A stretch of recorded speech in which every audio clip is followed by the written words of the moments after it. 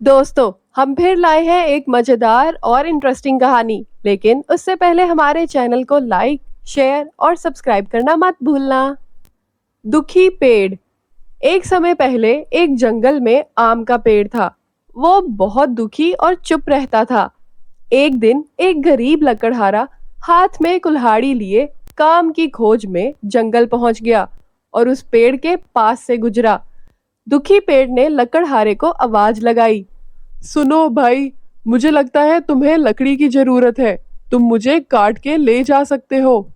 पहली बार किसी पेड़ ने मुझसे खुद कहा है कि मुझे काट लो। कितनी अजीब बात है। मैं यहाँ लकड़ी काटने नहीं आया। कृपया करके मुझे काट दो। तुम मेरे आम और लकड़ी बेचकर बहुत सारा पैसा इकट्ठा करना। तुम इतने विशाल और घने हो, बोल भी सकते हो, सुन भी सकते हो, फिर भी तुम क्यों कटना चाहते हो? यहाँ पर बहुत से जंगली जीव रहते हैं जो मेरी छाया के नीचे शिकार करते हैं। शिकार करने के बाद जो मांस बच जाता है उसे खाने गिद्ध आ जाते हैं। ये देखकर कोई भी पक्षी मुझ पे अपना घोंसला नहीं बनाता और मैं किसी को देख नहीं पाता, ना ही किसी पक्षी की जान बचा सकता हूँ। पेड़ बहुत फायदेमंद होते हैं। मैं इस खून की वजह से आम भी ठीक से नहीं बना पा रहा और ऑक्सीजन भी। लकड़हारा पेड़ की बात सुनकर सोचता है कि आम और लकड़ियां बेचकर उसके पास बहुत सारा पैसा आ जाएगा और बोला। अगर तुम्हारी यही इच्छा है तो मैं तुम्हें काट दूंगा।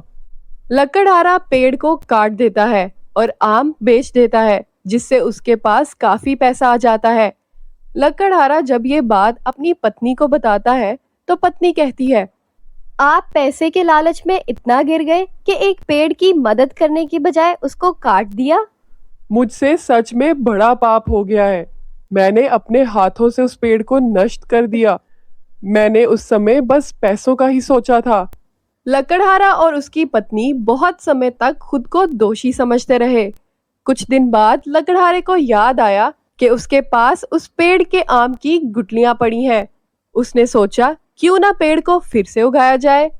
उसने नदी के पास खूबसूरत और साफ जगह ढूंढकर वहां आम की गुठली जमीन में लगा दी और रोजाना पानी देने लगा। लकड़हारा उस पेड़ का बहुत ख्याल रखता था। कुछ ही दिनों में वहां आम का पौधा निकल आया। ये देखकर पति और पत्नी बहुत खुश हुए। कुछ ही समय में पौधा फिर पेड़ बन गया, बिल्कुल वैसा ही पेड़ जो उसने काटा था। पेड़ अपने आप को जीवित देखकर बहुत खुश हुआ और लकड़हारे से बोला, मैं बहुत खुश हूँ कि तुमने मुझे फिर से एक नया जीवन दिया। मैं तुम्हें जंगल से बहुत दूर ले आया हूँ। यहाँ बहुत सारे पक्षी भी हैं जो यहाँ घोंसला बनाएंगे। तुम्हारे आम भी बहुत मजेदार होंगे क्योंकि अब एक नदी तुम्हारे पास है। यहाँ तितलियां और बहुत सारे पेड़ हैं। तुम यहाँ बहुत खुश रहोगे। पेड़ बहुत खुश होता है। अब वो लकड़हारे और उसकी पत्नी के लिए बहुत से आम बनाता और लकड़हारा वो बेचकर पैसा कमाने लगा। सब खुशी से रहने लगे।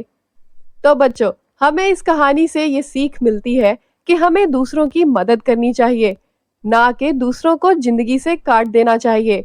सही जगह और सही देखभाल से हम दूसरों को नया जीवन दे सकते हैं। दोस्तों, कैसी लगी आज की स्टोरी? हमें कमेंट्स में जरूर बताइएगा। तब तक के लिए अपना ख्याल रखना।